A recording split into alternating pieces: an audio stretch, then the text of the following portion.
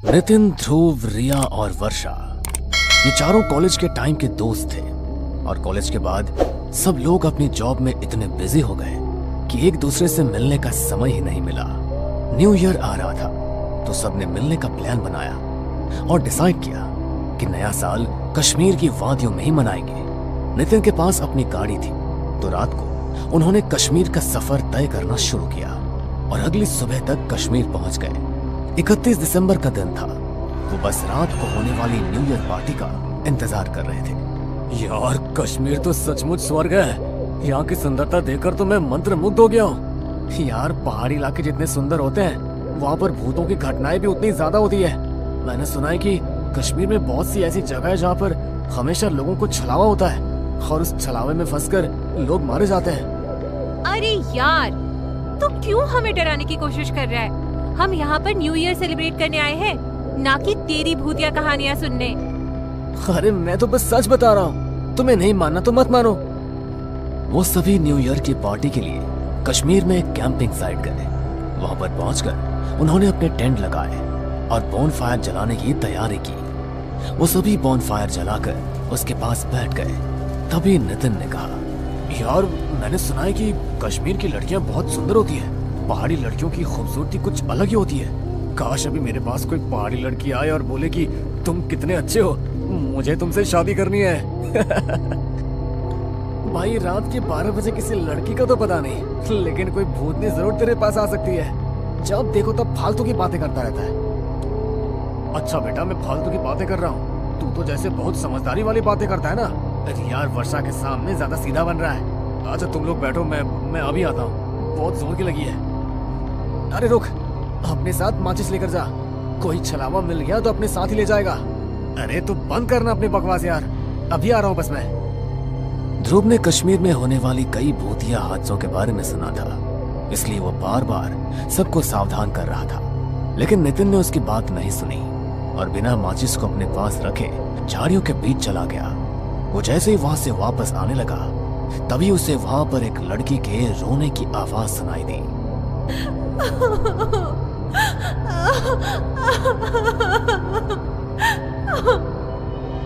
अरे, इतनी रात गए लड़की के रोने की आवाज।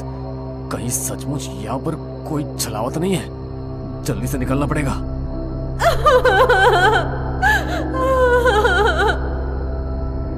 नितिन जैसे ही वहां से जाने लगा तो उसे फिर से लड़की की रोने की आवाज सुनाई दी, तो वो वहीं पर रुक गया।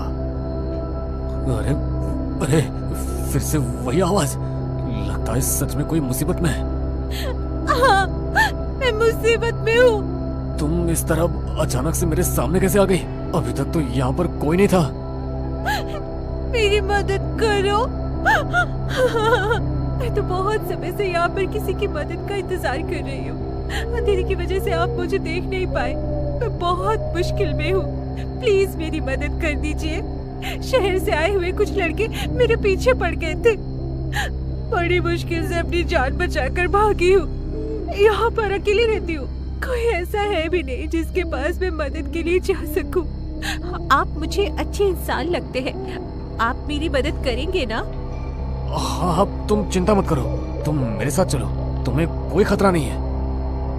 नितिन रास्ते भर उससे बातें करते हुए अपने दोस्तों के पास वापस आ गया। उसके दोस्तों ने उसे देखा तो हैरान रह गया। ये तुम क्या कर रहे हो नितिन? हाँ, मैं तो तुमसे इसे मिलवाना ही भूल गया। ये मुझे रास्ते में मिली। अरे कौन मिली? कोई भी तो नहीं है यहाँ पर। क्या? नितिन ने मुड़कर दूसरी तरफ देखा तो वहाँ पर कोई भी नहीं था। उसके पैरों तले से जमीन खिसक गई कि अभी तक जिस लड़की से वो बातें कर रहा था अचानक उसकी आंखों के सामने से वो कहाँ गायब हो गई। अरे, इस तरह भूत बनकर क्यों खड़ा हो गया? बताना क्या हुआ? कहीं सच में तो तुझे किसी छलावे ने नहीं पकड़ लिया था ना? इस बार ध्रुव की बात सुनकर नितिन सच में डर गया और उसके कानों में दबी हुई आवाज पड़ी जो उसी लड़के की थी। अब तो तुम समझ ही गए होगे कि मैं कौन हूँ। चलोगे ना मेरे साथ? ये आवाज जैसे ही नितिन के कानों में पड़ी तो वो अचानक बौखला गया और वही लड़की अचानक से उसे खींचने लगी। जैसे ही सबने देखा तो वो बहुत ही भयानक थी। वो नितिन को खींचते हुए झाड़ियों की तरफ लेकर जा रही थी। तभी रिया ने अपना दिमाग लगाया और बॉनफायर में जल रही एक लकड़ी को उठाकर उसके ऊपर फेंक दिया। तो उसकी देखा देखी सभी ऐसा करने लगे। ऐसी बुरी चीजें आग से डरती है, इसलिए आग को देखकर वो वहां से गायब हो गए। तभी उन लोगों ने देर ना करते हुए नितिन को उठाया और जल्दी से सब गाड़ी में बैठ गए। नितिन बुरी तरह सहम चुका था, इसलिए ध्रुव ने गाड़ी स्टार्ट की और वो वहां से निकल गए। जल्दी गाड़ी भगाओ ध्रुव, हमें जल्द से जल्द इस पहाड़ी इलाके से निकलना होगा। अगर रास्ते में हमें कोई और छलावा मिल गया तो आज तो हम सब मारे जाएंगे। अरे भगवान के लिए इनका नाम मत लो, मुझे पहले बहुत डर लग रहा है वर्षा। बस भगवान का नाम लेते रहो और दुआ करो कि हम यहाँ से सही सलामत अपने घर पहुँच जाए। गाड़ी में सब बेहद डरे हुए थे। ध्रुव फुल स्पीड में गाड़ी भगा रहा था। तभी अचानक उसकी गाड़ी के सामने वही लड़की आकर खड़ी हो गई और उसका चेहरा देखते ही देखते बहुत भयानक हो गया। उसे गाड़ी के सामने देखकर ध्रुव अचानक बौखला गया और गाड़ी का बैलेंस बिगड़ गया। गाड़ी जाकर सामने के पेड़ में टकराने ही वाली थी, लेकिन ध्रुव ने थोड़ी हिम्मत की और अचानक गाड़ी को ब्रेक लगा दिया। ये क्या कर रहे हो तुम? सबको मार डालने का इरादा है क्या तुम्हारा? अरे वो लड़की अभी फिर से मेरी गाड़ी के सामने आई थी, उसे देखकर मैं हड़बड़ा गया। क्या? ये क्या बोल रहे हो तुम? वो लड़की अभी भी हमारे पीछे है? तब तो इसका मतलब यही है कि हम लोग अभी भी उसके छलावे में फंसे हुए और वो लड़की हमें जैसे चाहे वैसे घुमा रही है। वो कोई लड़की नहीं है वर्षा, ये छलावा है। वो जो चाहे वैसा रूप ले सकती है, इसलिए हमें बहुत सावधान रहना होगा। ध्रुव, तुम जल्दी से गाड़ी स्टार्ट करो और अगर इस बार कोई भी गाड़ी के सामने आए तो गाड़ी ना तो रोकना और ना ही हड़बड़ाना, बस गाड़ी आगे बढ़ा देना। ध्रुव ने अपने आप को थोड़ा समझाया और फिर से गाड़ी स्टार्ट की। इस बार उसने पहले से भी ज्यादा स्पीड से गाड़ी को भगाना शुरू किया। तभी अचानक से रिया की नजर गाड़ी के रियर मिरर पर पड़ी तो उसके होश उड़ गए, क्योंकि नितिन की आंखें पूरी तरह लाल हो चुकी थी और वो बड़े भयानक तरीके से हंसता हुआ रियर मिरर से उसी की तरफ देख रहा था। उसे देखकर रिया अचानक से चिल्लाई और उसके चिल्लाते ही नितिन उस पर झपट पड़ा। बचाओ, कोई बचाओ मुझे। वर्षा ने जल्दी से अपना हाथ में पहना हुआ रुद्राक्ष का ब्रेसलेट नितिन के माथे पर लगा दिया। तभी नितिन बुरी तरह तड़पता हुआ रिया से दूर हो गया और वो तीनों देर ना करते हुए गाड़ी से निकलकर वहां से भाग गए। हमें कुछ भी करके जल्दी से जल्दी यहाँ से निकलना होगा। अब तो नितिन भी उसकी चपेट में आ गया और अगर उसने हमें ढूंढ लिया तो वो हमें मार डालेगा। तुम्हारे हाथ का रुद्राक्ष का ब्रेसलेट कहाँ गया वर्षा? ओह माय गॉड, लगता है मेरा रुद्राक्ष वाला ब्रेसलेट गाड़ी में ही गिर गया। Oh no. वर्षा ने जैसे ही ऐसा बोला वैसे ही पीछे के एक पेड़ पर बैठे नितिन ने पीछे से उस पर हमला कर दिया और उसे घसीटता हुआ जंगल के अंदर ले जाने लगा। बचाओ, प्लीज बचाओ, ये मुझे मार डालेगा। रिया, क्या तुम्हारे पास कोई धार्मिक चीज है जिससे हम वर्षा को बचा सके? नहीं ध्रुव, सिर्फ वर्षा के पास ही रुद्राक्ष वाला ब्रेसलेट था जो गाड़ी में रह गया। हमें गाड़ी के पास जाकर वो ब्रेसलेट वापस लेकर आना होगा। अब वही ब्रेसलेट हमारी रक्षा कर सकता है। अरे लेकिन हम अगर वापस गए और नितिन ने हमें पकड़ लिया तो हम क्या करेंगे? कुछ ना कुछ तो करना ही पड़ेगा न ध्रुव, वरना वैसे भी हमारे पास बचने के लिए कुछ नहीं है। अगर हमें वो ब्रेसलेट मिल गया तो कम से कम हम अपनी जान तो बचा सकेंगे। दोनों ने हिम्मत की और भगवान का नाम लेते हुए गाड़ी की तरफ वापस जाने लगे। थोड़ी देर बाद वो दोनों गाड़ी के पास पहुंच भी गए। तभी रिया बोली, तुम यही रुको ध्रुव, मैं गाड़ी से रुद्राक्ष वाला ब्रेसलेट लेकर आती हूँ। रिया जैसे ही ब्रेसलेट लेने के लिए गाड़ी का दरवाजा खोलकर गाड़ी के अंदर गई, वैसे ही गाड़ी अचानक शुरू हो गई। रिया ने देखा तो नितिन गाड़ी चला रहा था और उसका पूरा चेहरा किसी प्रेत की तरह भयानक हो गया था। वो जोर जोर से हंसते हुए रियर मिरर से रिया को देख रहा था। तुझे क्या लगा कि तू बच जाएगी? लेकिन ऐसा नहीं होगा। अपने दोस्तों की तरह तुझे भी मैं अपने चपेट में ले ही लूंगा। यह रिया गाड़ी में ब्रेसलेट ढूंढते हुए मदद के लिए चिल्ला ही रही थी और वहां ध्रुव किसी न किसी तरह रिया को उस छलावे के चंगुल से बचाना चाहता था। वो गाड़ी के पीछे पीछे भाग रहा था, लेकिन गाड़ी की स्पीड के आगे वो कुछ नहीं कर पाया। वो जानता था कि वो अब कुछ नहीं कर सकता, इसलिए वो हिम्मत हारकर अपने घुटनों पर बैठ गया और उसकी आंखों से आंसू निकल गए। हमारी मदद करो ऊपर वाले, इस छलावे ने हमें बुरी तरह अपने चंगुल में ले लिया है। हमें इसके चंगुल से निकाल और हमारी रक्षा कर। ध्रुव ने जैसे ही भगवान से यह प्रार्थना की, वैसे ही उसे अपने पीछे से कुछ आवाज सुनाई दी। उसने पीछे मुड़कर देखा तो नागा साधुओं की एक टोली वहां से गुजर रही थी। वो जल्दी से उनके पैरों में जाकर गिर गया। मेरी मदद कीजिए बाबा, छलावे ने मेरे 3 दोस्तों को अपने कब्जे में ले लिया है। मुझे उनकी जान बचानी है, मेरी मदद कीजिए। तुम चिंता मत करो बेटा, हमसे जितना बन पाएगा हम करेंगे। नागा साधुओं की टोली ने अपने हाथ में भभूति ली और कुछ मंत्र पढ़ते हुए रास्ते पर भभूति को दे मारा। तभी एक सीधी लकीर खींचती हुई बहुत आगे तक गई। हमें इस रास्ते पर आगे बढ़ना होगा।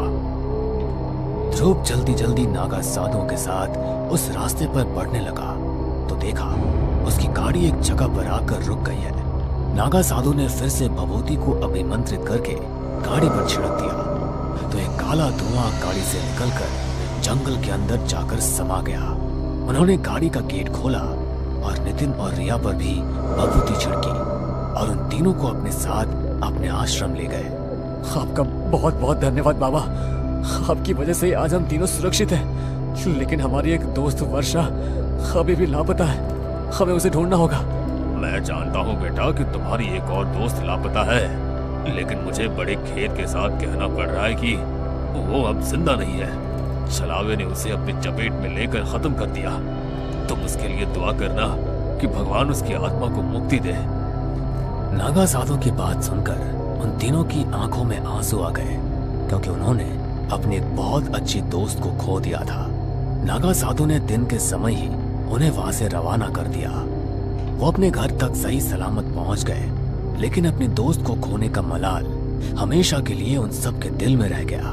उन्होंने वर्षा की मुक्ति के लिए हवन कराए ताकि उसकी आत्मा को छलावे से मुक्ति मिल सके, लेकिन उनके मन में हमेशा यही बात रही कि अगर वे थोड़ी और कोशिश करते तो शायद वर्षा को बचा पाते, या वो लोग कभी नया साल मनाने के लिए कश्मीर गए ही ना होते। वैसे तो कश्मीर लोगों के लिए स्वर्ग है, लेकिन उन लोगों के लिए नर्क बनकर रह गया और वो लोग फिर कभी अपनी जिंदगी में कश्मीर नहीं गए। कश्मीर की वो बुरी यादें हमेशा के लिए उनके दिलों में समा गई। चारों तरफ घना अंधेरा और जंगल के अलावा कुछ भी नहीं था। तभी वहां से एक लड़का जो अपनी बाइक पर सवार था गुजर रहा था। अचानक ही उस जंगल के बीचों बीच उसकी बाइक खराब हो जाती है। शिट यार, इस बाइक को भी अभी खराब होना था। इतनी रात हो रही है और तो और यहाँ दूर दूर तक मुझे कुछ दिखाई भी नहीं दे रहा। मैं यहाँ मदद मांगू तो मांगू किससे? वो लड़का ये बात बोल ही रहा था कि तभी उसे किसी की पायल की आवाज सुनाई देती है। वो आवाज उसके कानों में इस तरह गूंज रही थी जैसे मानो वो पायल सिर्फ और सिर्फ उसे ही बुला रही हो। वो लड़का भी अपनी बाइक वहीं छोड़ता है और उस पायल का पीछा करते हुए जंगल के अंदर जाता है, जहाँ वो एक लड़की को बैठा देखता है। उस लड़की को इस तरह सुनसान जंगल में अकेले देख वो लड़का उससे कहता है, एक्सक्यूज मी, आप इतनी रात गई इस घने जंगल में क्या कर रही है? क्या आपको नहीं लगता कि इस तरह अकेले इस जंगल में ठहरना खतरे से खाली नहीं? उस लड़के की बात सुनकर वो लड़की अब जोर जोर से हंसने लगती है। उस लड़के को समझ नहीं आता कि वो इस तरह हंस क्यों रही है। वो उसे सवाल करता, तभी वो लड़की पीछे मुड़ती है। उस लड़की के चेहरे पर काफी सारे निशान थे और उसका चेहरा पूरा सफेद पड़ा था। उसकी आंखें काली थी। उसका ऐसा भयानक रूप देखकर उस लड़के की आवाज हलक में अटक जाती है और वो वहां से उल्टे पैर भागने की कोशिश करता है। लेकिन तभी वो लड़की इतनी तेज चिल्लाती है कि उस लड़के के कान से खून बहने लगता है, मानो उसके कानों के पर्दे फट गए हो। वो लड़का अपनी जान बचाते हुए वहां से भागने की कोशिश करता है, लेकिन तभी वो पिशाचिनी हवा में उड़ते हुए उसके सामने आ जाती है और हंसते हुए उससे कहती है, भाग के कहाँ जाएगा? किस हद तक भागेगा? लोग मेरे पास आते तो अपनी मर्जी से है, लेकिन वो जिंदा कभी नहीं वापस जाते।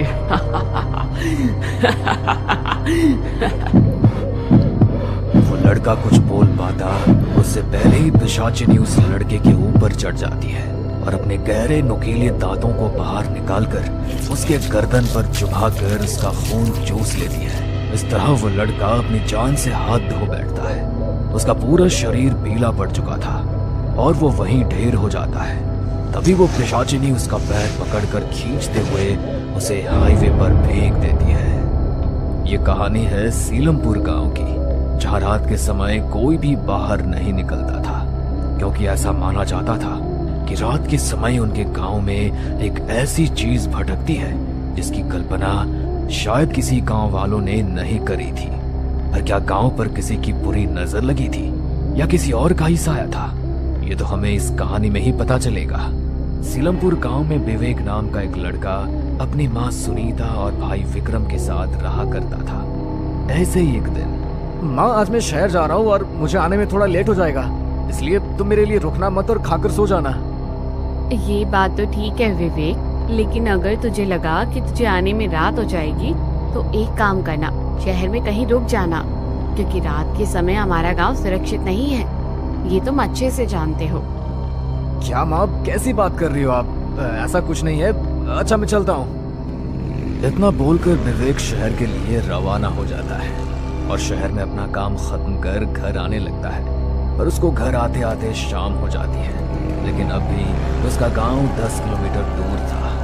विवेक जंगल के रास्ते को देख खुद से कहता है, अगर मैं हाईवे से जाऊंगा तो मुझे 3-4 घंटे लग जाएंगे। क्यों ना मैं ये शॉर्टकट अपना लूं? इस जंगल के रास्ते में अपने गांव भी जल्दी पहुंच जाऊंगा और माँ गुस्सा भी नहीं करेगी। जंगल के रास्ते वो घर जल्दी पहुंच जाएगा, ये सोचकर वो जंगल का रास्ता अपना लेता है। वो थोड़ी ही दूर चलता है कि तभी उसको किसी के रोने की आवाज आती है। इतने घने जंगल में कौन रो रहा है और आखिर वो यहाँ कर क्या रहा है? विवेक उस रोती हुई आवाज का पीछा करता है। थोड़ी दूर चलने पर उसे एक लड़की बैठी हुई नजर आती है जो अपने घुटने पर अपने सर को टेक कर रो रही थी। उस लड़की को देख विवेक अपने बैग से पानी निकालता है और उसे देते हुए कहता है, सुनिए, आप इस तरह रो क्यों रही है? और तो और आप अकेले इस जंगल में क्या कर रही है? अरे इस जंगल में किसी जानवर ने आपका शिकार कर लिया तो? विवेक की बात सुनकर वो लड़की अपना चेहरा ऊपर उठाती है। उस लड़की की आंखें पूरी तरह लाल थी, पर विवेक उसकी लाल आंखों को इग्नोर करते हुए उसको पानी देता है। देखो, रोते रोते पूरी आंख लाल कर ली है तुमने। ये लो पानी पियो। मैं पानी नहीं पीती, मुझे पानी नहीं चाहिए। यार ये सही है, अपना गुस्सा तुम खाने पीने पर निकाल रही हो। एक काम करो, तुम मेरे साथ चलो। विवेक की बात सुनकर उस लड़की के चेहरे पर स्माइल आ जाती है और वो उसके साथ उसके घर जाने के लिए तैयार हो जाती है। कुछ देर बाद विवेक और वो लड़की दोनों ही विवेक के घर चले जाते हैं, जहाँ सुनीता उस लड़की को देख विवेक से कहती है, विवेक ये कौन है? माँ ये कौन है ये तो मुझे भी नहीं पता, लेकिन ये एक लड़की है। तुम्हें पता है ये मुझे जंगल में रोती हुई मिली थी। जंगल में? तू जंगल के रास्ते से आया था? अरे तेरी बुद्धि पर पत्थर पड़ गया है क्या? एक तो तुझे इस लड़की का नाम नहीं पता, ऊपर से तू इसे जंगल से लेकर आया है। अरे नालायक, तुझे मालूम नहीं उस जंगल में एक पिशाचिनी रहती है जो लोगों का खून चूस कर उसको मार डालती है। कहीं ये लड़की वही पिशाचिनी तो नहीं है? हे लड़की, सच बता, तू पिशाचिनी तो नहीं है ना? अगर तू पिशाचिनी है तो मेरे घर से चली जा, क्योंकि मैं तुझे मेरे घर को कुछ नहीं करने दूंगी। आंटी जी, आप भी कैसी बातें कर रही हैं? वो तो मेरे घर वालों ने मुझे घर से निकाल दिया था, इसलिए मैं उस जंगल में रो रही थी। लेकिन भलाओ विवेक जी का, जो इन्होंने मेरी मदद करी। आंटी जी, अगर आपको ऐसा लग रहा है कि मैं कोई पिशाचिनी हूँ तो मैं यहाँ से चली जाती हूँ। इतना बोलकर पिशाचिनी पीछे मुड़ती है और अपनी आंखों को काली कर अपने दांत बाहर निकालने लगती है। पर तभी विवेक बीच में बोल पड़ता है, माँ ये आप कैसी बातें कर रही है? देखो रात ज्यादा हो रही है, अगर आपको इसे घर से बाहर ही करना है तो सुबह कर देना। एक जवान लड़की को इस तरह घर से बाहर निकालना सही नहीं है। पिशाचिनी अपने रूप को नॉर्मल करते हुए दोबारा सुनीता की तरफ मुड़ जाती है। उसकी आंखों में मासूमियत देखकर अब सुनीता को भी लगने लगता है कि वो कोई पिशाचिनी नहीं बल्कि एक आम इंसान है और वो उसे अपने घर में पनाह देने के लिए तैयार हो जाती है। सभी लोग खाना खाकर सोने के लिए जाते हैं, लेकिन इस दौरान वो पिशाचिनी खाना नहीं खाती। देर रात सभी सो रहे थे, तभी वह पिशाचिनी उठती है और हवा में उड़ने लगती है। उसके काले खुले बाल हवा में लहरा रहे थे। वो पिशाचिनी उड़ती हुई सिर्फ और सिर्फ विवेक के इर्द गिर्द घूम रही थी। कुछ देर बाद पिशाचिनी आराम से विवेक के करीब बैठी है और धीरे धीरे उसकी गर्दन के पास अपने नुकीले दांतों वाला मुंह ले जाती है। अचानक विवेक की आंख खुल जाती है और वो इस लड़की को अपने इतने करीब देखकर एकदम उठकर पीछे हो जाता है। ये आप क्या कर रही थी? आप मेरे इतने करीब? वो मुझे माफ कर देना। मैं वो दरअसल मेरे पास कोई जवाब नहीं है, पर मैं आपसे प्यार करने लगी हूँ। इन कुछ घंटों में आपने जिस तरह से अपने घर वालों से मेरे लिए लड़ाई करी है और जितनी मेरी केयर करी है, ये सब देखकर मुझे आपसे प्यार हो गया है। विवेक कुछ कहता तभी वो पिशाचिनी अपनी आंखों को काली करती है। विवेक भी उसकी आंखों में खो जाता है और वो उसके सम्मोहन में आ जाता है। अब अगले दिन विवेक उस पिशाचिनी से शादी करने की बात करता है। माँ, मैं नेहा से शादी करना चाहता हूँ। मैं नेहा को प्यार करने लगा हूँ। मैं इसको अपनी पत्नी बनाना चाहता हूँ। अरे मत मारी गई है क्या तेरी? बिना सोचे समझे कोई भी फैसले लिए जा रहा है। तुझे इसका नाम भी अभी तक नहीं पता लगा, ना इसके खानदान का पता, ना परिवार का पता, और तू इससे शादी करने की बात कर रहा है। विवेक पिशाचिनी के कब्जे में था, इसलिए विवेक अपनी माँ के सिंदूर को उठाता है और पिशाचिनी यानी नेहा की मांग में भर देता है। ये देख सुनीता अपने सर पर हाथ रख लेती है। अब ना चाहते हुए भी उसको उसे अपनी बहू के रूप में स्वीकार करना पड़ता है। देखते ही देखते 3 दिन गुजर जाते हैं और इस 3 दिन के दौरान विवेक के घर वालों को पता लगता है कि नेहा पेट से है। शादी को अभी 3 दिन भी ठीक से नहीं हुए और ये इतनी जल्दी पेट से है। सुनीता अपने ही सवाल का जवाब ढूंढने लगती है। वो जानना चाहती थी कि उसके घर में जो आई है वो आखिर कौन है। बस यही जानने के लिए वो देर रात उठकर अपने कमरे में बैठी होती है कि तभी उसके कानों में किसी की बुदबुदाहट की आवाज सुनाई देती है। वो इस आवाज को गौर से सुन रही थी और वो आवाज कहीं और से नहीं बल्कि बाहर गांव से आ रही थी। सुनीता अपने कमरे में खिड़की खोलकर बाहर देखती है, जहां उसकी बहू अपने बालों को खोलकर आसमान में उड़ रही थी और अचानक ही वो खिड़की के पास आ जाती है। सच में आखिरकार तुमने मेरी सच्चाई देख ली, लेकिन कोई बात नहीं, मैं हर उस इंसान को मौत के घाट उतार दूंगी जिसको मेरे सच के बारे में पता चलेगा। इतना बोलकर वो पिशाचिनी एक काले धुएं में तब्दील हो जाती है और खिड़की द्वारा अंदर आ जाती है और एक बार फिर वो अपना भयानक रूप ले लेती है, जिसके बाद वो पिशाचिनी अपने दांतों को निकालकर अपनी सास की गर्दन पर काटकर उसका सारा खून पी जाती है। लेकिन ये सब कुछ दूर खड़ा विक्रम देख लेता है। तुम मेरी भाभी नहीं बल्कि एक पिशाचिनी हो। माँ ठीक बोलती थी कि तुम कोई मामूली इंसान नहीं हो। मैं तुम्हारी सच्चाई सबको बता दूंगा।